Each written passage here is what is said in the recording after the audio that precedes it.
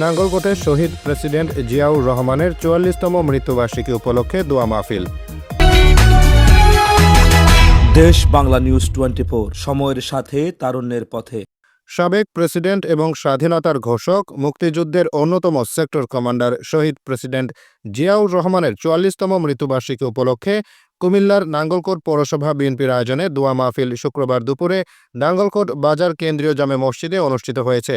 দোয়া মাহফিলে উপস্থিত ছিলেন নাঙ্গলকোট পৌরসভা বিএনপি আহ্বায়ক আনোয়ার হোসেন মুকুল, সদস্য সচিব আব্দুল কাদের জিলানী, যুগ্ম আহ্বায়ক মাস্টার আবু আহমেদ, মনিরুজ্জামান মানিক, আব্দুস সাত্তার মাসুম বিল্লাহ, সদস্য রবিউল হোসেন পিন্টু, একরামুল হক এমো, মাস্টার শাহপরান হোসেন, ১ নম্বর ওয়ার্ড সভাপতি মোহাম্মদ সেলিম, সহ সভাপতি মহিন উদ্দিন মজুমদার, ২ নম্বর ওয়ার্ড সভাপতি আব্দুস সাত্তার, ৩ নম্বর ওয়ার্ড সভাপতি খাজা আহমেদ, সাধারণ সম্পাদক এমরান হোসেন স্বপন, ৬ নম্বর ওয়ার্ড সভাপতি ফজলুল হক, ৭ নম্বর ওয়ার্ড সভাপতি রবিউল হোসেন, ওলামা দল নেতা মাওলানা নাজবুল হাসান মহিনউদ্দিন সহ আরও অনেকে।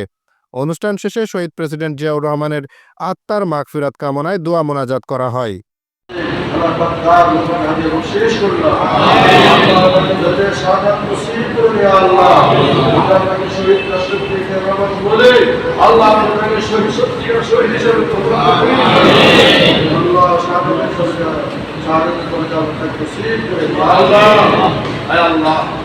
আল্লাহ পাক আগামী সেই হজের তারিখ আগামী বৃহস্পতিবার আমাদের ময়দানে লক্ষ লক্ষ লোক জমা করে আল্লাহ জিয়াউর রহমান সাহেব যে গাছ লাগিয়েছেন লাখ গাছের ছায়া করে হাজিরা বসবেন। আল্লাহ আমিন। আল্লাহ পাক গাছকে দেখে জিয়া সাহেব করতে হবে।